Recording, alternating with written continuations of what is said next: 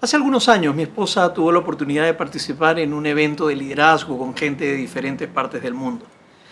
Ella me contó en una oportunidad que se le acercó un hombre un poco extrañamente y le preguntó si ella se había casado por amor, a lo que ella le respondió que sí. Luego el hombre le hizo una segunda pregunta y le dijo, ¿y tu matrimonio por amor funciona? A lo que Olga, ya con una cara un poco de sentirse extraña ante la pregunta, le dijo que sí, pero como queriendo una explicación. Inmediatamente el hombre le dijo, disculpa que te haga estas preguntas, pero de donde yo vengo, en una cultura muy, muy milenaria y antigua, no estamos acostumbrados a que las parejas se casen por amor. Las parejas se casan desde hace siglos por un compromiso entre los padres del novio y los padres de la novia, por supuesto que ahora con el consentimiento de los hijos. Y luego le explicó a Olga cómo para él le parecía tan difícil que un matrimonio por amor no funcionara, porque se casan cuando se sienten enamorados, pero una vez que ya no se sienten enamorados, se separan. Y él nos decía cómo los matrimonios por pacto o por compromiso en su cultura parecía que duraban mucho más que los matrimonios por amor del occidente. Tan pronto Olga me contó eso, recuerdo que llegué a la casa y traté de convencer a mis tres hijas mujeres, si me hubieran dado la oportunidad o me dieran la oportunidad de que seamos Olga y yo los que busquemos pareja. Para ellas, por supuesto, no aceptaron mi propuesta. Hoy entramos al capítulo 24 del libro de Génesis y justamente este capítulo lo podríamos resumir como el esfuerzo de un padre, Abraham, por tratar de conseguirle novia a su hijo Isaac. Y sabes, aunque podríamos tratar de sacar de este capítulo principios para un mensaje acerca de cómo construir un noviazgo ideal, en esta oportunidad no lo vamos a hacer. Queremos continuar con la serie Gracia Renovada y lo que quiero hacer es rescatar tres principios muy valiosos acerca de la gracia en esta historia y poder saber que la gracia es una gracia que permanece.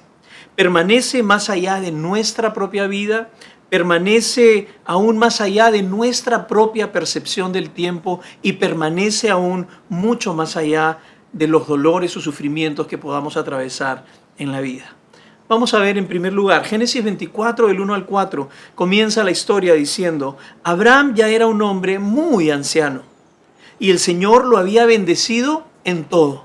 Aunque para Abraham siempre parecía que lo había bendecido en casi todo, porque como que había algo siempre pendiente que él quería recibir.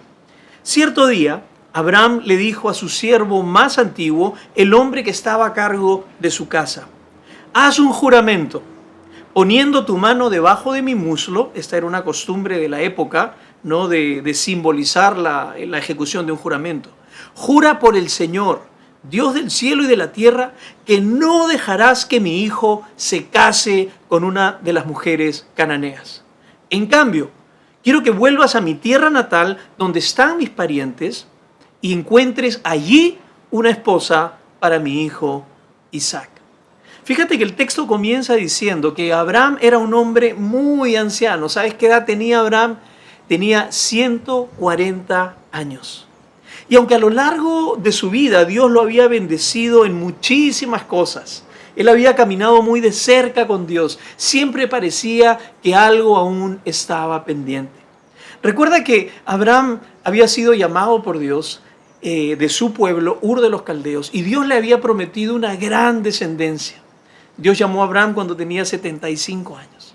Él tuvo que esperar muchísimo tiempo hasta que naciera su primer hijo, ¿no? Y ahora Abraham está queriendo ver también a su hijo Isaac tener descendencia, que él se pudiera casar. Y sin embargo parece que Isaac no tenía el mismo interés en casarse. Ahora, lo que esta parte de la historia me llama mucho la atención es que pareciera que Abraham no tenía mucha confianza en la madurez espiritual y en la capacidad de su hijo Isaac de poder encontrar una pareja para él. Nota que le dice al siervo, ¿no? Le dice, fíjate, yo no quiero que mi hijo Isaac se vaya a casar con ninguna mujer de este pueblo, ninguna cananea, ¿no? Prácticamente le hace jurar al siervo que no permitiera que su hijo se fijara en una mujer y que se casara, que sea del pueblo donde ellos estaban, ¿no? Como que Abraham no confiaba en el discernimiento y la capacidad de su hijo de poder encontrar una esposa que compartiera tal vez la misma fe que él. Y luego le dice en 3 oportunidades: de ninguna manera permitas que Isaac vaya a mi tierra natal. De ninguna manera puedes dejar que él vaya allá. Ahora yo me imagino que el temor tal vez que tenía Abraham era que Isaac de repente fuera a su tierra y que de repente le encantara esa cultura y que se quedara allá y por tanto abandonara la promesa que Dios le había dado de la tierra prometida y la promesa que se debería cumplir generación tras generación, ¿no? Así que podemos ver a un Abraham con cierto temor, con cierta incertidumbre, tratando de arreglar las cosas. Y eso es lo que muchas veces hacemos cuando nos sentimos de repente atemorizados. Tratamos de darle una ayuda a Dios. Tratamos a veces de manipular las cosas para tratar de asegurarnos de que de repente lo que Dios no vaya a hacer, nosotros lo podamos hacer por Él. ¿Sabes? Hay muchas veces que yo me siento igual que Abraham, ¿no? Hay muchas veces que siento que a menos que yo haga las cosas por mí mismo, Dios no va a conceder o Dios no va a cumplir sus promesas. Y siento que tengo que darle una manito a Dios. Pero casi siempre cuando queremos darle una manito a Dios, las cosas no siempre resultan como esperamos, ¿no? Tengo 3 hijas mujeres, como les comenté hace un momento. Y sabes, muchas veces tengo un profundo temor que tal vez con el pasar de los años, con tantas filosofías, influencias, con tanta cultura secular en la cual nos estamos viviendo, muchas veces tengo temor de que tal vez mis hijas no sigan el camino de Cristo. Muchas veces temo que tal vez sean seducidas por otro tipo de influencias, ¿no?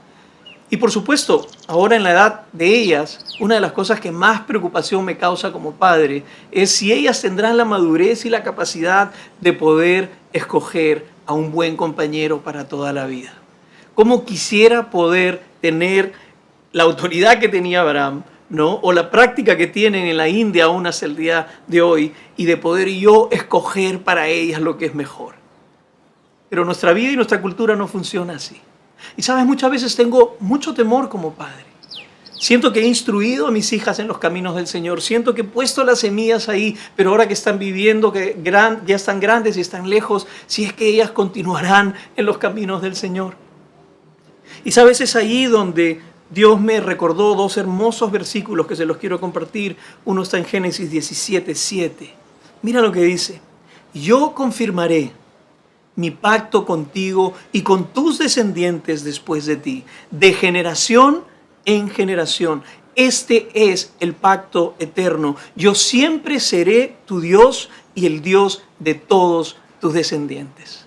Tú no sabes, cuando yo leo esto, la paz que le da a mi alma, el saber que el Dios que un día me alcanzó con su amor, que me salvó, ese Dios también ha hecho un pacto de poder extender su gracia aún a mis hijas. Y mira lo que dice Hechos capítulo 2, verso 39. Esta promesa es para ustedes, para sus hijos y para los que están lejos, es decir, para todos los que han sido llamados por el Señor nuestro Dios. ¿Sabes? Una de las cosas que quiero que puedas tú tener una plena certeza el día de hoy es que la gracia de Dios va mucho más allá de nuestras vidas. Que la promesa de la gracia de Dios es bendecirnos a nosotros, pero también extender esa gracia a la gente que está a nuestro alrededor. Y sabes, la gracia que un día alcanzó a Abraham fue la misma gracia que un día alcanzó a Isaac. Y la gracia que alcanzó a Isaac fue la gracia que alcanzó a Jacob. Y la gracia que alcanzó a Jacob fue la gracia que alcanzó a todos sus hijos. Tal vez no todos respondieron igual, tal vez no todos fueron transformados igual, pero la gracia de Dios siempre está disponible mucho más allá de nuestra propia vida. Y esa misma gracia que alcanzó un día a Julio, es la gracia que un día alcanzará también a cada una de mis hijas. Así que recuerda, la gracia de Dios siempre trasciende muchísimo más allá de nuestras propias vidas. En segundo lugar, la gracia de Dios permanece más allá aún de nuestra propia percepción del tiempo.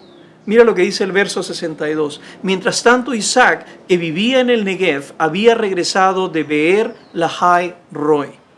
Una tarde, mientras caminaba por los campos y meditaba, levantó la vista y vio que se acercaban los camellos.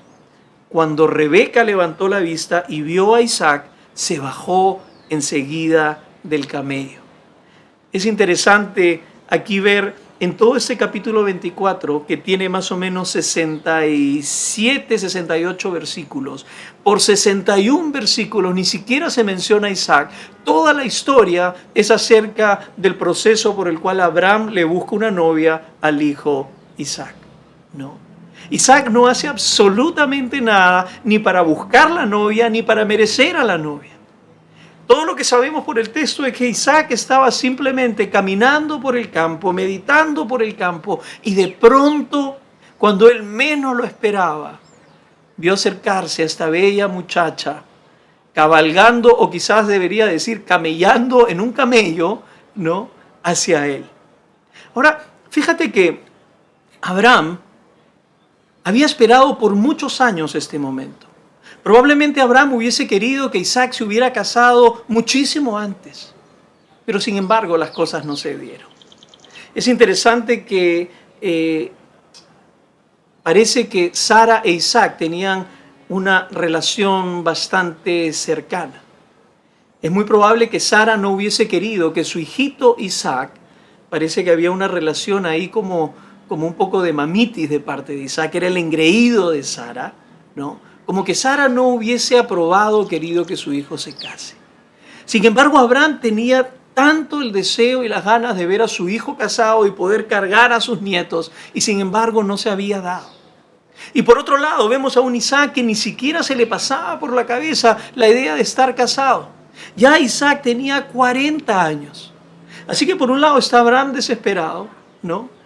Tuvo a su primer hijo Isaac a los 100 años, ahora tiene 140, y Isaac ni siquiera piensa en casarse, y él está pensando en los nietos, está pensando en descendencia, y por otro lado Isaac parece simplemente ni siquiera preocuparse. Ahora, esta es una de las cosas hermosas que encuentro, que la gracia de Dios nunca llega ni temprano ni tarde, la gracia de Dios siempre llega en su tiempo.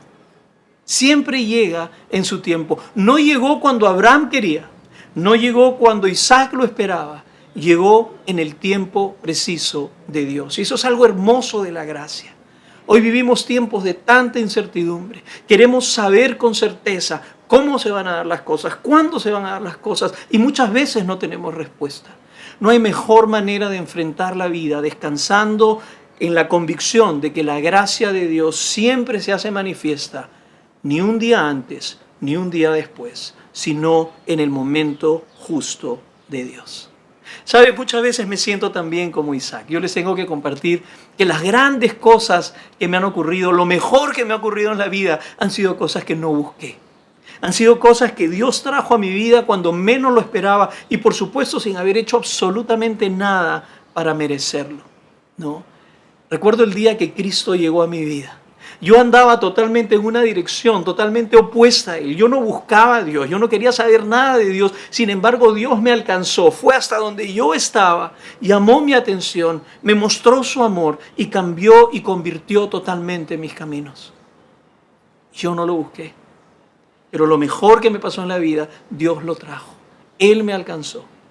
Y sabes, esa misma gracia también un día me permitió conocer a quien es mi esposa hoy. Una de las expresiones más grandes de la gracia de Dios para mi vida. Y yo te digo, así como Dios le trajo a Isaac a Rebeca, ¿no? De la misma manera te digo que Dios me trajo a mí a Olga, sin que yo lo esperara. Tuvieron que pasar tantas cosas que uno diría es imposible haber coincidido con todas las cosas que Dios permitió para que un día Olga y yo pudiésemos coincidir. Y de la misma manera Dios me bendijo con 3 hermosas hijas. Hijas que Dios me las trajo en su tiempo. Y sabes, esto a mí me da esa plena convicción de decirte que al ver esta historia, que la gracia de Dios nunca llega tarde ni llega temprano. La gracia de Dios siempre llega a su tiempo, ni un minuto antes, ni un minuto después. Descansa en esa verdad. Y en tercer lugar, quiero recordarte que la gracia de Dios permanece más allá de nuestros sufrimientos. El verso 67 dice: luego Isaac la llevó a la carpa de Sara, su madre, y Rebeca fue su esposa. Él la amó profundamente y ella fue para él un consuelo especial después de la muerte de su madre. Fíjate que han pasado 4 años desde la muerte de su madre Sara. Y sabes, aquí podemos detectar algo. Esta palabra que dice que Isaac no encontraba consuelo. Isaac se encontraba en una situación inconsolable. Y esto, ¿sabes qué? Parece reflejar que la relación entre Isaac y su madre probablemente era una relación un poco idolátrica.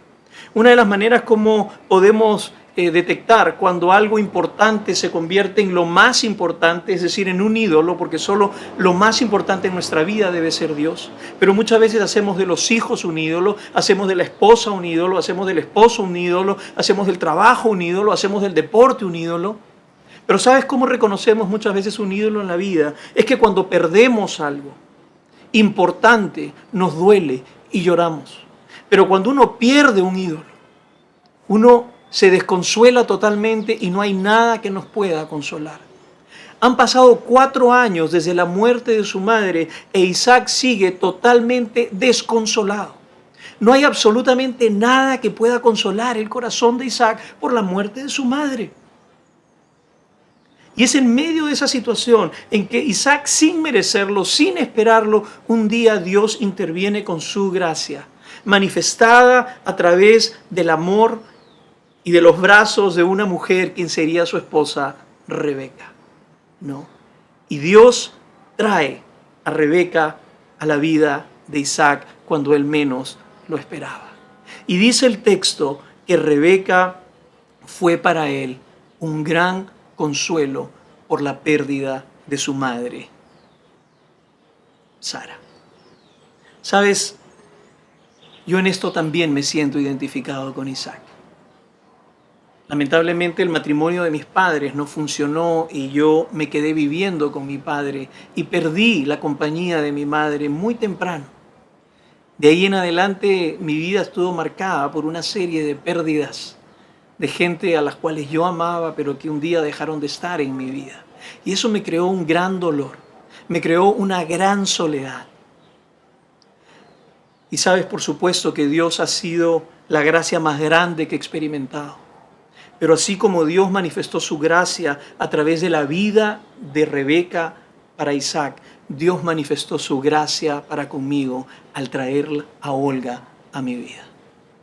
Sabes, Olga ha sido para mí, Olguita ha sido para mí la expresión más hermosa de lo que significa que alguien te ame incondicionalmente, te cuide incondicionalmente y te acompañe incondicionalmente. El amor de mi esposa no solamente me consoló, sino que me sanó, me restauró y me hizo ver en la vida de una persona cómo es, de alguna manera, en parte, el grandioso amor de Dios para mí.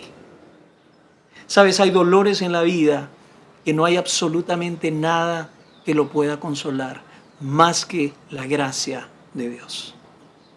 Y sabes, Dios esto hace una y otra vez, que las mayores expresiones de su gracia llegan muchas veces en los momentos de mayor dolor y de mayor necesidad. Porque es ahí en medio del dolor, en medio del quebranto, en medio del clamor, donde Dios justamente muestra y vacía totalmente ese amor indescriptible que Él tiene por nosotros en nuestra vida. La gracia de Dios trasciende cualquier sufrimiento que podamos atravesar. Y sabes, termino diciéndote esto, que la mayor expresión de la gracia de Dios está disponible para nosotros por medio de Jesucristo. Jesucristo es Dios hecho hombre, quien vino a este mundo para que nosotros pudiéramos ser consolados. Él fue abandonado en la cruz, cargando nuestros pecados, para que nosotros pudiéramos ser reconciliados con el Padre. Él vino en el tiempo perfecto, no llegó ni antes ni después, y Él un día ha prometido que regresará por segunda vez. Y nosotros esperamos ese momento. Jesucristo es la mayor expresión de la gracia de Dios. Él sufrió por nosotros para que nosotros pudiéramos recibir la justicia de Él. Esa es la hermosura del mensaje del Evangelio. Él tomó nuestro lugar y Él nos otorgó su lugar. Vamos a orar. Padre, te damos las gracias por el regalo más grande que el ser humano pueda recibir, que es el perdón de sus pecados, que es el consuelo del sufrimiento de nuestros corazones por medio de la presencia de Jesucristo. Te pido, Señor, que tú nos sigas asombrando con tu gracia, esa gracia que trasciende nuestras vidas, esa gracia que trasciende aún nuestra propia comprensión del tiempo y esa gracia que supera cualquier sufrimiento. Te damos las gracias en el nombre de Jesús. Amén.